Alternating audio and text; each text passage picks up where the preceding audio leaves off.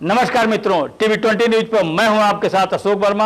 आप देखते रहिए टीवी 20 न्यूज, बने रहिए हमारे साथ। आजमगढ़ पर जिलाध्यक्ष हवलदार यादव की अध्यक्षता में मासिक बैठक और समाजवादी पार्टी के वरिष्ठ नेता रहे स्वर्गीय तहसीलदार पांडे जी की पुण्यतिथि उनके चित्र पर पुष्प अर्पित कर मनाई गई। जिलाध्यक्ष हवलदार यादव ने कहा कि तहसीलदार पांडे जी सच्चे समाजवादी नेता थे, जिनके विचारों और संघर्षों को कभी भुलाया नहीं जा सकता।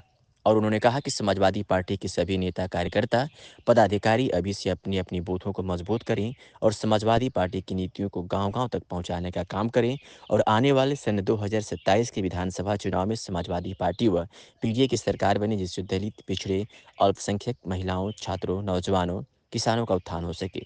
परंतु भारतीय जनता पार्टी की सरकार जनता का दमन उत्पीड़न करने पर आमादा है। ऐसी भारतीय जनता पार्टी की भ्रष्ट नीति वाली सरकार को उखाड़ कर फेंकने की जरूरत है। विधायक पूर्व मंत्री दुर्गा प्रसाद यादव ने कहा कि तहसीलदार पांडे जी के विचारों को कभी भुलाया नहीं जा सकता। पूर्व सांसद नंदकिशोर यादव ने कहा कि भारतीय जनता पार्टी की सरकार देश की तरक्की और खुशहाली में बाधक है। विधायक अखिलेश यादव ने कहा कि भारतीय जनता पार्टी की सरकार नहीं चाहती कि सबको समता, स्वतंत्रता, न्याय मिल सके। भाजपा सरकार सिर्फ धार्मिक उन्माद पैदा कर राजनीति करना चाहती है। तहसीलदार पांडे जी के पुत्र प्रभु अनिल पांडे कक्कू ने अपने पिताजी को नमन करते हुए उन्होंने कहा कि हमेशा मैं पिताजी के बताए रास्ते पर चलूंगा और समान सामाजिक न्याय की लड़ाई लड़ता रहूंगा। तहसीलदार के बड़े भाई प्रभु नारायण पांडे प्रेमी ने उनके व्यक्तित्व और कृतित्व पर प्रकाश डाला।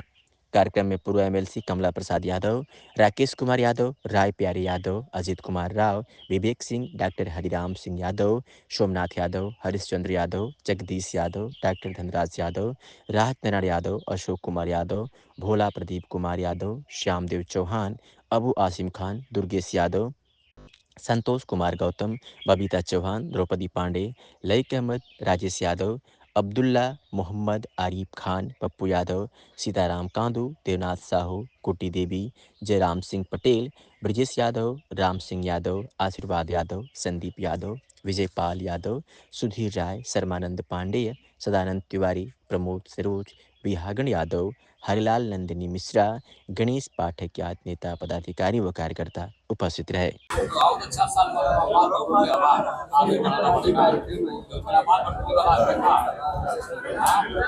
आज स्वर्गीय तहसीलदार पांडे जी की पुण्यतिथि पार्टी कार्यालय पर मनाई गई और स्वर्गीय तहसीलदार पांडे समाजवादी पार्टी के बड़े नेता थे और वह छात्र राजनीति से राजनीति में आए थे और हमेशा न्याय के लिए उन्होंने लड़ा। जहाँ भी जोर जुल्म जाति अन्याय होता था, तहसीलदार पांडे जी खड़े हो जाते थे और वह पूरे जनपद में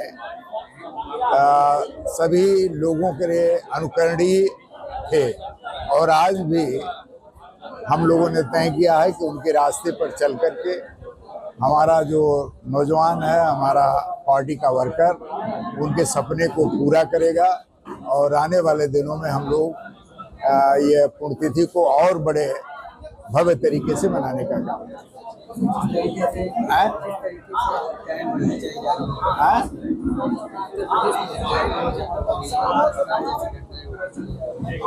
आज भारतीय जनता पार्टी के सरकार में कानून व्यवस्था ध्वस्त हो गई, भ्रष्टाचार चरम सीमा पर है और समाजवादी पार्टी के कार्यकर्ताओं के साथ अन्याय हो रहा है। फर्जी मुकदमे दर्ज करा करके जेलें में डाला जा रहा है।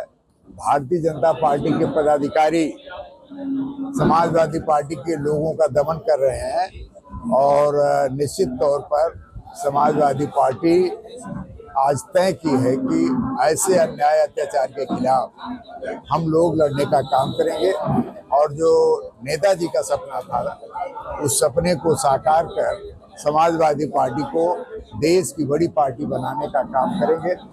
और आने वाले दिनों में 22 नवंबर को नेताजी का जन्मदिन है, जयंती है, उस दिन भव्य तरीके से मनाएंगे।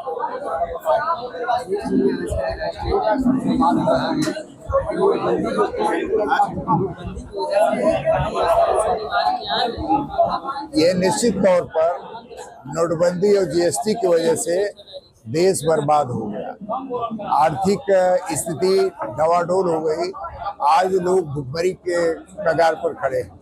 लेकिन भारतीय जनता पार्टी झूठ और बेशर्म लोगों की पार्टी है और वह अपनी बात कहती रहती है। कहीं कोई अमन चैन नहीं है, न कोई राहत मिल रही है। गरीबी बढ़ती जा रही है, बेरोजगारी बढ़ती जा रही है, किसान परेशान है। लेकिन भारतीय जनता पार्टी बेहयाई करके वो बार बार विकास की बात करती है। तो ऐसे में भारतीय जनता पार्टी को 2027 में यहाँ से हटा करके समाजवादी पार्टी की सरकार बनेगी।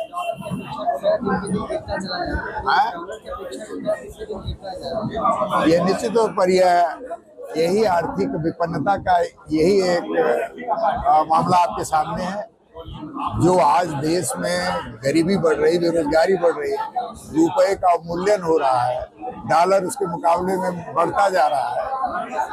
आज इससे स्पष्ट है कि देश की आर्थिक व्यवस्था बिल्कुल बिगड़ चुकी है और भारत सरकार, जो भारतीय जनता पार्टी की सरकार है, वो उसकी आर्थिक नीति बिल्कुल गड़बड़ हो गई है। उस पर कोई मानने वाला नहीं।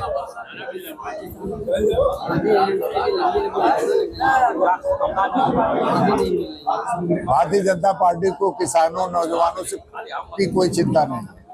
वो केवल लूटपाट पे है। उनके लोग धन उगाही पे लगे हैं। उनके लोग थानों तहसीलों पर बैठ करके जनता को परेशान कर रहा है और कोई उनके पास रास्ता नहीं।